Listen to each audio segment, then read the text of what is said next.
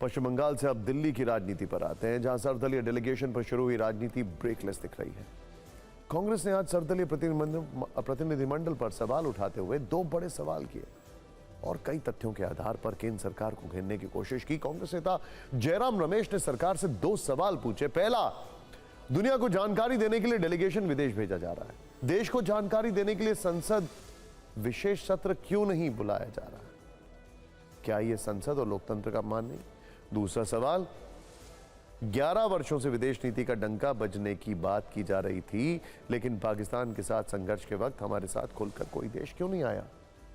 इन दोनों सवालों के जरिए सरकार को घेरने के साथ साथ जयराम रमेश ने इवेंट मैनेजमेंट का आरोप भी लगाया। उन्होंने कहा कि पीएम मोदी ने शपथ ग्रहण में तब के पाकिस्तानी पीएम नवाज शरीफ को बुलाया था। आईएसआई को पठानकोट बेस कैंप दिखाया, बिन बुलाए पाक जाकर नवाज शरीफ से मिले, लेकिन भारत को क्या हासिल हुआ?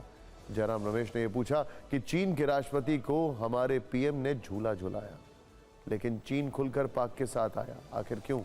भूकंप के वक्त जिस तुर्की को हमने मदद की, उसने पाक को हमारे खिलाफ ड्रोन दिया, आखिर क्यों?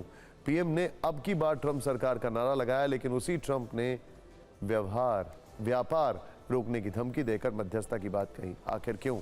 कुल मिलाकर कांग्रेस के हमले आज काफी तीखे थे। वो बीजेपी को किसी स्तर पर छोड़ने के मूड में नहीं लग रहे थे, फिर चाहे वो डेलीगेशन का मुद्दा हो या संसद के विशेष सत्र का। कांग्रेस तो यहां तक आरोप लगा रही है कि डेलीगेशन को विदेश भेजना असल मुद्दों से ध्यान भटकाने की कोशिश है, जबकि बीजेपी कह रही है कि कांग्रेस के नेता देश को बांटने के लिए विदेश जाते थे, जबकि सर्वदलीय डेलीगेशन भारत की बात बताने जा रहा है।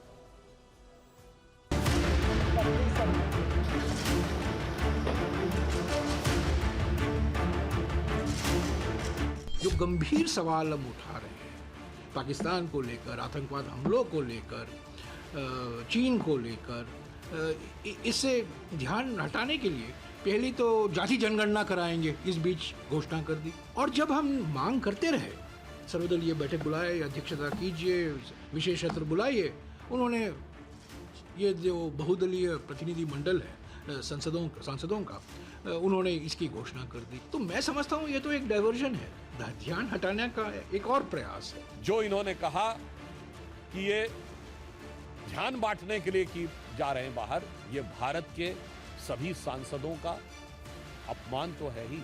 मगर मैं जयराम रमेश जी से पूछना चाहता हूं, आपके नेता तो ध्यान लगाने के लिए जाते थे। आपके नेता या तो ध्यान लगाने को विदेश जाते थे या देश को बांटने के लिए विदेश जाते थे। मेरी शुभकामना है कि जो डेलीगेशन जा रहे हैं सफल हों, लेकिन कुछ सवालात तो उठेंगे। ये सवाल उठेंगे कि कांग्रेस में ही तोड़फोड़ करके डेलीगेशन बनाया, तो ये तो तोड़फोड़ डेलीगेशन है।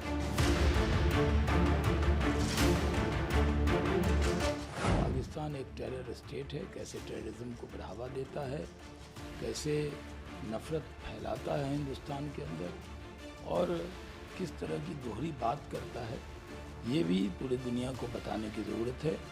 और ये सांसदों का डेलीगेशन, ये देश का डेलीगेशन है, देश की बात को रखेगा और पाकिस्तान को एक्सपोज करेगा। इस समय पर जब पूरा देश एकजुट है, तो सवालिया निशान खड़े करना, मैं मानती हूँ, goes against the spirit of जो एक बना हुआ है देश में। इन राजनीतिक एक्शन और रिएक्शन के बीच 59 सांसदों की 7 टीम दुनिया के 33 देशों में भेजी जा रही है। ये सांसद पाकिस्तान का असली चेहरा दुनिया को बताएंगे, उन्हें समझाएंगे कि कैसे पाकिस्तान आतंकवाद को स्टेट पॉलिसी की तरह इस्तेमाल कर रहा है।